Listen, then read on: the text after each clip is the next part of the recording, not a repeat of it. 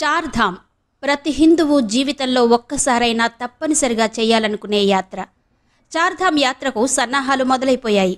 ఉత్తరాఖండ్ ప్రభుత్వం ఈ యాత్ర తేదీలను ప్రకటించింది. చార్ధామ్ యాత్ర తేదీలను ప్రతి ఏటా మహాశివరాత్రిని పురస్కరించుకుని ప్రకటిస్తూ ఉంటారు. ఈ నేపథ్యంలో ఈ సంవత్సరం అంటే 2025 సంవత్సరం చార్ధామ్ యాత్ర తేదీలను ప్రకటించింది ఉత్తరాఖండ్ ప్రభుత్వం. ఏప్రిల్ 30 నుంచి యాత్ర ప్రారంభమవుతుంది. ముందుగా అక్షయ తృతీయను పురస్కరించుకుని ఏప్రిల్ 30న గంగోత్రి, యమునోత్రి ఆలయాలు తెరుచుకోబడతాయి. అలాగే కేదార్నాథ్ ఆలయాన్ని మే 2వ తేదీ ఉదయం 7 గంటలకు, బద్రీనాథ్ ఆలయాన్ని మే 4వ తేదీన తెరవనున్నట్టు బద్రీనాథ్ కేదార్నాథ్ టెంపుల్ కమిటీ వెల్లడించింది. చార్ధామ్ యాత్రలో పాల్గొనేందుకు భక్తులు ముందుగానే రిజిస్ట్రేషన్ చేసుకోవాల్సి ఉంటుంది. ఇందుకోసం ఆధార్ కార్డు లేదా ప్రభుత్వం జారీ చేసిన గుర్తింపు కార్డు, ఫోటోలు, మెడికల్ సర్టిఫికెట్ సమర్పించాల్సి ఉంటుంది. ఈ రిజిస్ట్రేషన్ ఆన్లైన్, ఆఫ్లైన్ పద్ధతిలో చేసుకోవచ్చు. రిజిస్ట్రేషన్ ఎలా చేసుకోవాలి అన్న వివరాలు తెలుసుకునే ముందు అసలు ఎందుకు రిజిస్ట్రేషన్ చేసుకోవాలి, తప్పనిసరిగా రిజిస్ట్రేషన్ చేసుకోవాలా, ఈ వివరాలు తెలుసుకుందాం. గతంలో ఈ రిజిస్ట్రేషన్ అనేది లేకుండానే యాత్రకు వెళ్లడం జరిగేది. అయితే 2013లో కేదార్నాథ్లో జరిగిన వరద బీభత్సం తర్వాత 2014 నుంచి ఉత్తరాఖండ్ ప్రభుత్వం చార్ధామ్ రిజిస్ట్రేషన్ను తప్పనిసరి చేసింది. చార్ధామ్ పర్యాటకుల కదలికలను ట్రాక్ చేయడం, అత్యవసర సమయాల్లో సకాలంలో సహాయం అందించడం ద్వారా వారికి భద్రత కల్పించడానికి ఇది ఉపయోగపడుతుంది. చార్ధామ్ యాత్రకు రిజిస్ట్రేషన్ లేకుండా యాత్రికులు దర్శనం కోసం చార్ధామ్ దేవాలయాలలోకి ప్రవేశం పొందలేరు.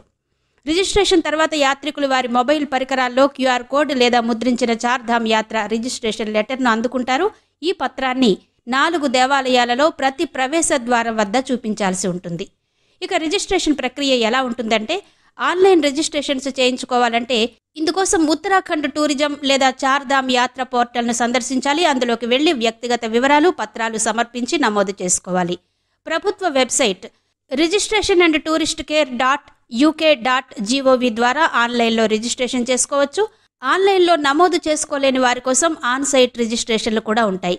దీనికోసం హరిద్వార్, రిషికేష్తో పాటు 4 యాత్రా ప్రారంభ ప్రదేశాల్లో రిజిస్ట్రేషన్స్ చేస్తూ ఉంటారు.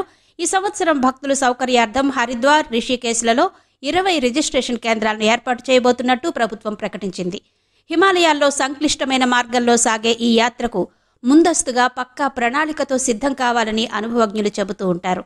వీలైనంత త్వరగా తమ పేర్లను రిజిస్టర్ చేసుకోవాలని కూడా సూచిస్తున్నారు. సాధారణంగా ఈ యాత్రను యమునోత్రి నుండి ప్రారంభించి గంగోత్రి, కేదార్నాథ్, బద్రీనాథ్లతో ముగిస్తారు. చార్ధామ్ యాత్రలో కష్టసాధ్యమైన పుణ్యక్షేత్రం యమునోత్రి. ఇది 3293 అడుగుల ఎత్తులో ఉంటుంది. ఈ యమునోత్రి ఆలయానికి సంబంధించిన చరిత్ర, యాత్ర వివరాలతో కూడిన ఒక వీడియో మన ఛానల్లో ఉంది. అలాగే చార్ధామ్ యాత్ర చరిత్ర, గంగోత్రి, బద్రీనాథ్, కేదార్నాథ్, బద్రీనాథ్లో చూడవలసిన ప్రదేశాలు, ఇతర యాత్రా సంబంధిత వివరాలతో వీడియోలు మన ఛానల్లో ఉన్నాయి. లింక్స్ ఎండ్ కార్డ్స్లోనూ డిస్క్రిప్షన్లోనే ఇస్తాను, చూడండి.